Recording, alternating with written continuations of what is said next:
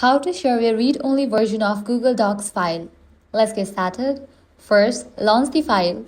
Now at the top right, you're gonna find the option Share. Click on that. This opens up the sharing settings. Under the General Access section, change it to anyone with the link or choose your organization if you're sharing internally. Make sure the access label is set to viewer, not commenter or editor. This ensures they can only view the file and cannot make changes.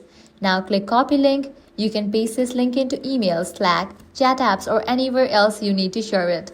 Once they click it, they will only be able to view the document, perfect for co-workers, clients, or anyone needing access without editing rights. And that's it. You have now shared a read-only Google Docs link. If this guide helped you out, do not forget to like, share, and subscribe. Thanks for watching.